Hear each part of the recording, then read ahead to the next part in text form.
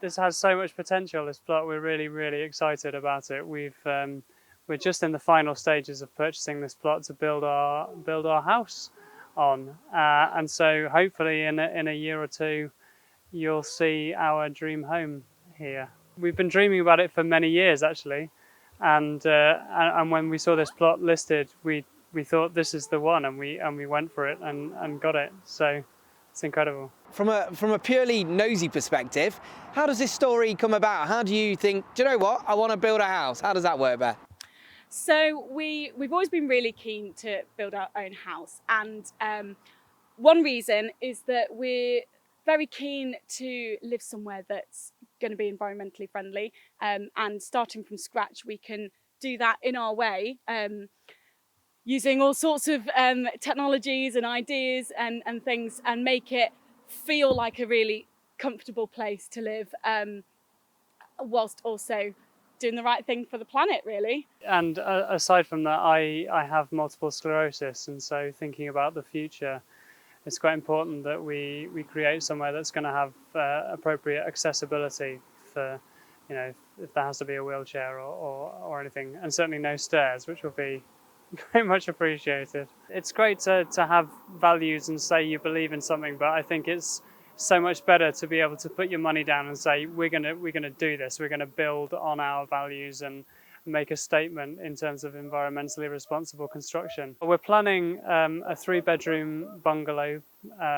and it will be situated towards the back of the plot, so there'll be a front lawn and some areas to the sides. It's not terribly outrageous in terms of its design. It's a bungalow property with 3 bedrooms. There'll be some nice technologies incorporated into it, like solar panels, things like mechanical ventilation and heat recovery, MVHR, which is something that excites me as an engineer.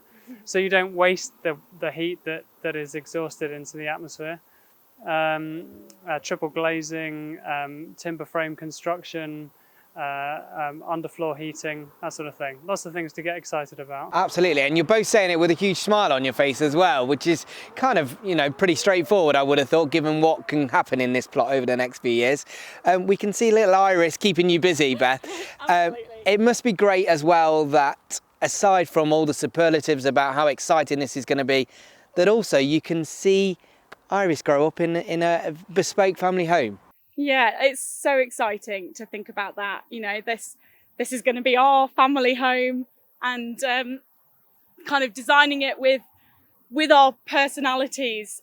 Thinking about that, particularly accessibility, thinking about how Iris is going to grow up, is just so exciting. Being able to really put personal touches in, do it our way. In the future, we can think about her looking back at the photographs from when she was the tiny girl. It's going to be great. And the plot became available through the councillors, or you were in negotiations with the councillors, such. Can you give us an insight into how that worked? It was very easy. We saw the plot listed on a website. It's funny, really, because if you talk to anyone about self-building, they'll tell you that one of the hardest, if not the hardest point of the whole process is finding a plot of land, because, as you know, land is not an abundant resource in the United Kingdom. So we found it listed on a website, we put a bid in, and we were accepted. It was kind of frighteningly easy, really. It was amazing. What happens when you do get over the finish line and sign the papers and this plot is yours? What happens next? At the moment, waiting for planning permission, our designs to be approved, which is really exciting. So hopefully that will be nice and straightforward. The next step is then to have a chat with some timber frame companies. We've chosen to use a timber frame structure, which will be, an environmentally friendly way of doing things. But also, it's obviously got quite a quick turnaround time in terms of getting the outer shell up, which is great. So that will be the next thing, really. Think about those exterior parts, get going.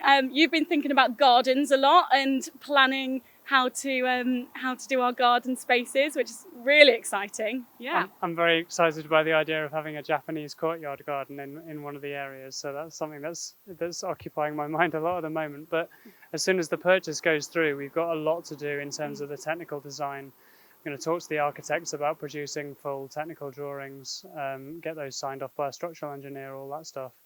and then the physical work begins, and we break ground and start putting the thing up, which we're hoping to start in the spring.